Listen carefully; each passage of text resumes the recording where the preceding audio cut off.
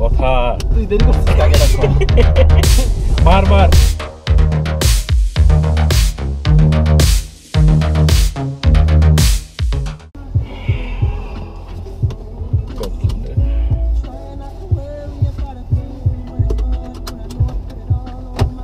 What's up people, this is me RD Amio, welcome to my channel.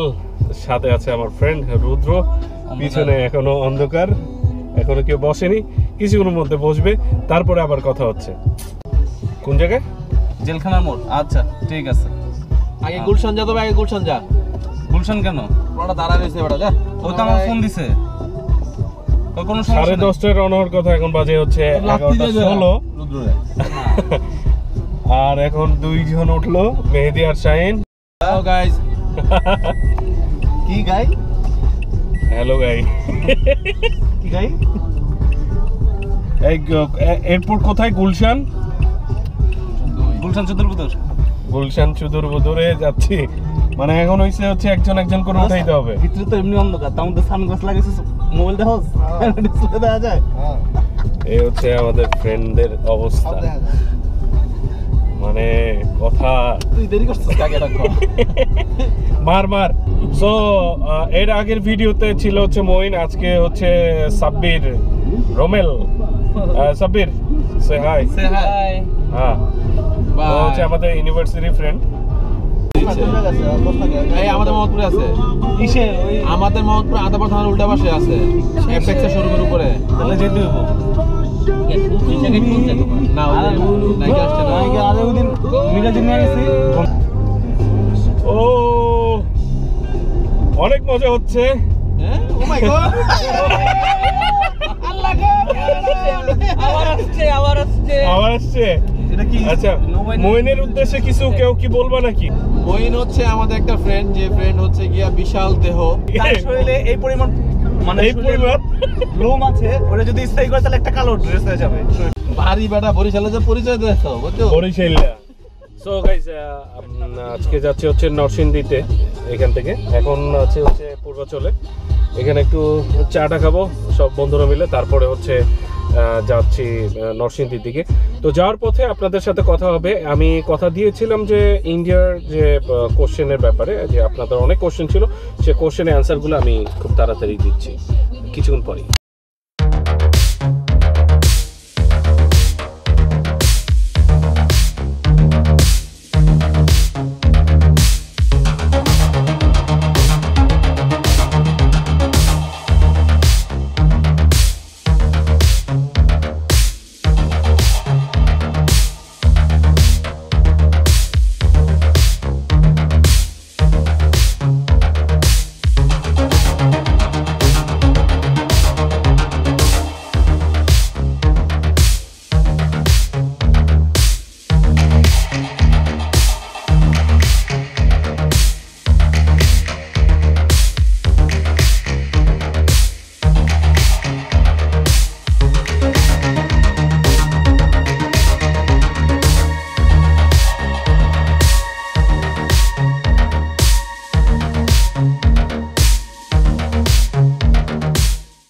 অনেক দিন পর আপনাদের সাথে কথা হচ্ছে। প্রথমে হচ্ছে আপনাদেরকে সরি বলে নিই। আসলে হচ্ছে যে আমি দীর্ঘদিন খুব ব্যস্ততার মধ্যে আমার সময় কেটেছে, বিভিন্ন প্রজেক্টে কাজ করেছি। আসলে এত বড় একটা ট্যুর করে আসার পরে আমি আগেও বলেছি যে সময়টা নিয়ে আমি একটু মানে ভিডিও যে করব সে সময়টা পাচ্ছিলাম না। তারপরে হচ্ছে গিয়ে যে আসার পরে আমার মানে অনেকে ভাবছে যে আমি মোটরসাইকেল চালাচ্ছি না বা ট্যুর করছি না। হ্যাঁ, মোটরসাইকেল আমার ডেলি চালানো হচ্ছে, মাঝে মধ্যে আমি গাড়ি নিয়ে বের হই। যেহেতু আপনারা বুঝতেই পারছেন যে ঢাকা শহরে হচ্ছে প্রচণ্ড জ্যামের মধ্যে ডেইলি লাইফে গাড়ি, আমাদের মতো লোকেরা যারা হচ্ছে মোটরসাইকেল ইউজার, তাদের খুব কষ্ট হয়। তো মোটরসাইকেল নিয়ে ঘোরাটা হচ্ছে আমার শখ, এটা আমার পেশা না। পেশা হচ্ছে আমার চাকরি, আমি গার্মেন্টস ইন্ডাস্ট্রিতে চাকরি করি, আপনারা অনেকেই জানেন। তো এটার কারণে হচ্ছে সময়টা ওইভাবে আমি দিতে পারছিলাম না। আর অনেকে ভাবছিলেন যে আমি ইন্ডিয়া থেকে এসে হয়তো বা মোটরসাইকেল চালাচ্ছি না, কোথাও যাচ্ছি না। এটা আসলে ভুল। আমি প্রতিদিনই মোটরসাইকেল চালাচ্ছি। আজকে যেহেতু 27 তারিখ, 27শে ফেব্রুয়ারি, আগামীকালকে নির্বাচন, তাই হচ্ছে গাড়ি নিয়ে আমি বেরিয়েছি।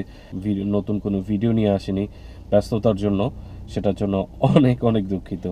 যাক, আজকে আমি আপনাদের সাথে কিছু প্রশ্নের অ্যান্সার নিয়ে কথা বলবো। অনেক দিন আগে ইউটিউবে আমি একটা পোস্ট করেছিলাম, তো ওইখানে যারা কমেন্টস করবে বা প্রশ্ন করবে আমি তাদেরই হচ্ছে অ্যান্সারগুলো দিব। তো একটা একটা করে আমি প্রশ্নের অ্যান্সার এখন দিচ্ছি।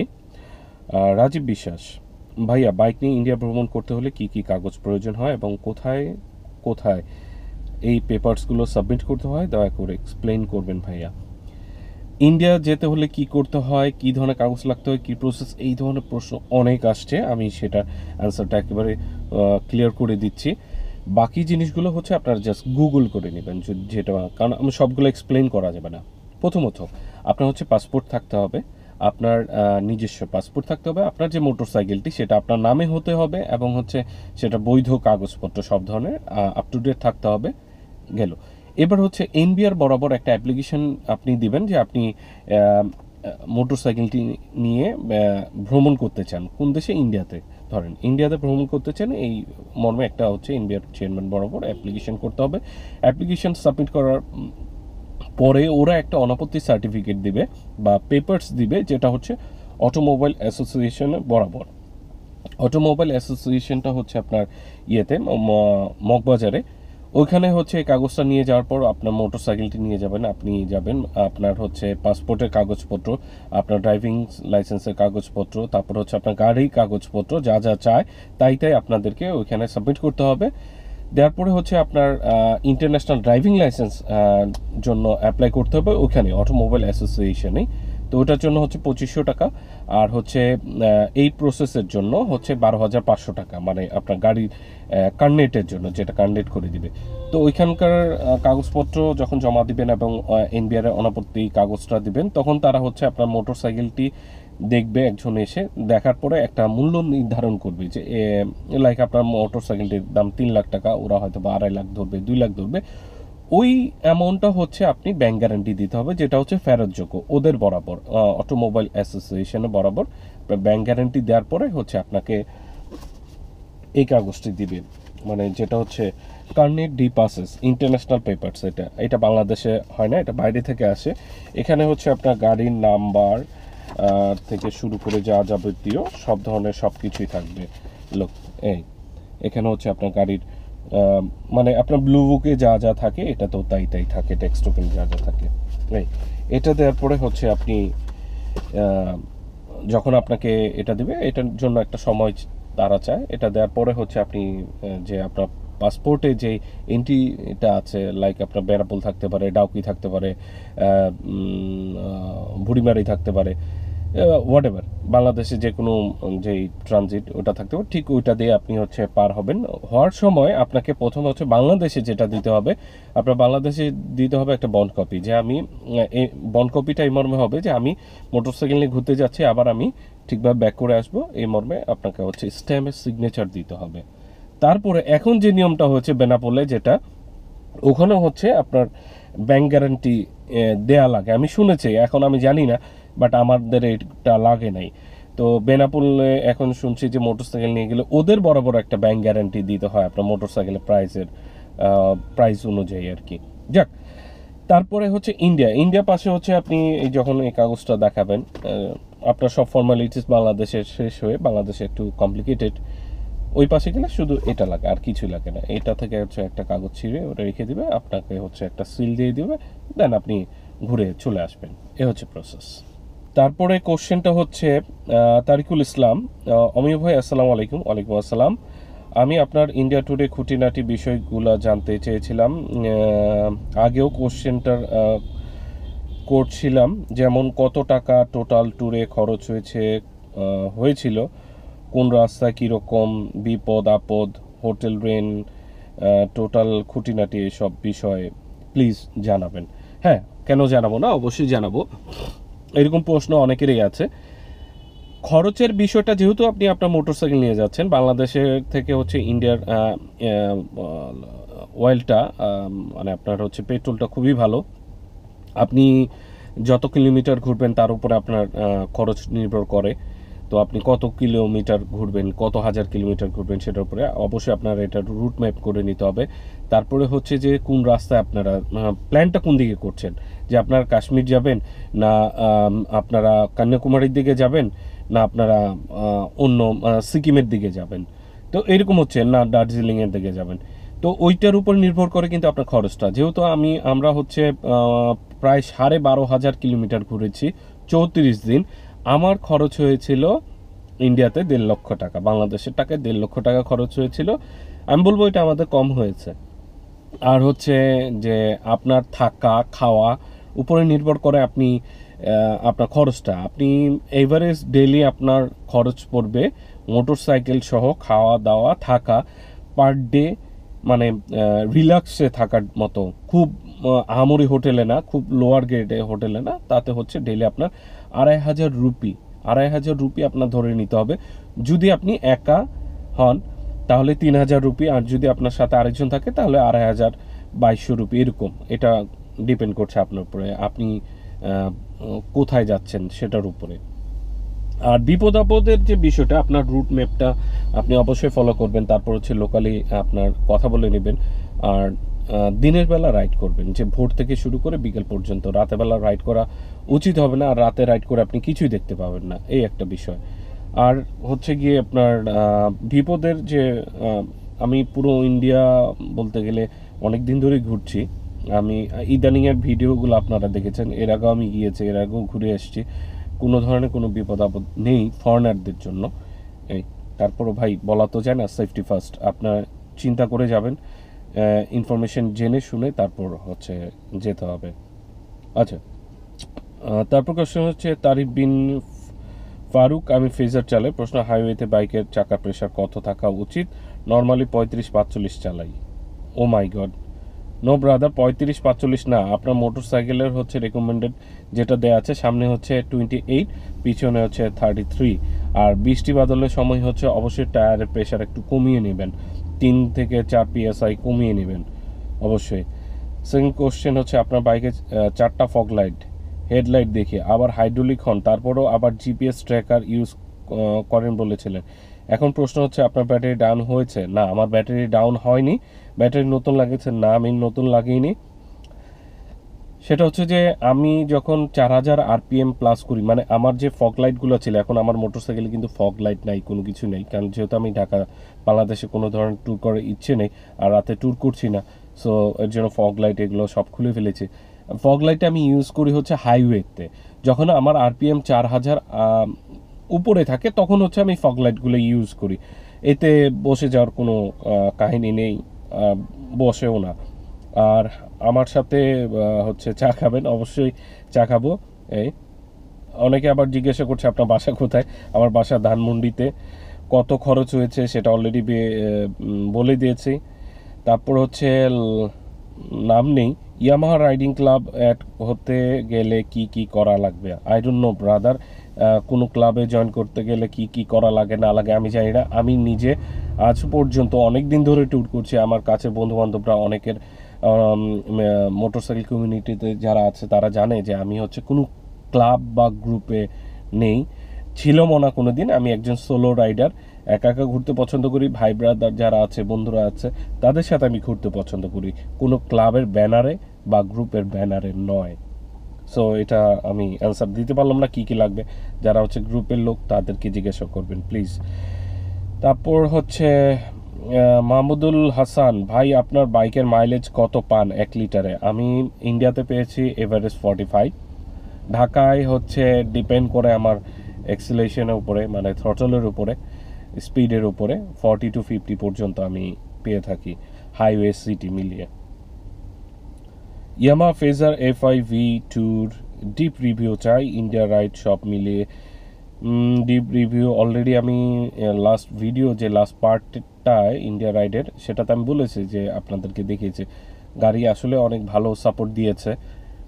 আমি যেটা চিন্তা করেছিলাম যে এটা প্রবলেম হবে, ওইটা প্রবলেম হবে, ক্লাস প্লেটে প্রবলেম হবে, আপনার শক অবজারভারের প্রবলেম হবে, রিমগুলো টাল হয়ে যাবে, এই ধরনের কোনো কিছুই হয়নি, এবং ইঞ্জিনের পাওয়ার কমে যাবে সেটাও হয়নি। ভাই টপ স্পিড কত আর লিটার কত কিলোমিটার যায় এটা বলেছে ভাই? আনিসুর রহমান ভাই, আমি টপ স্পিড বা স্পিডকে প্রমোট করি না, কখনোই না। আমি এটার বিপক্ষে। যা ইদানিংকালে আপনারা দেখবেন যে এবিতে অনেক গ্রুপে হচ্ছে গিয়ে স্পিডিং করে, রেস করে বা এইগুলো করে, এগুলো আসলে করা উচিত না।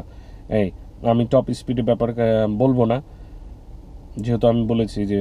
আর এএফএস ফাহাদ ভাইয়া, আমার হাইট হচ্ছে 5.5, ইয়ামাহা R15 V3 পারফেক্টলি চালানো যাবে, কেন নয়?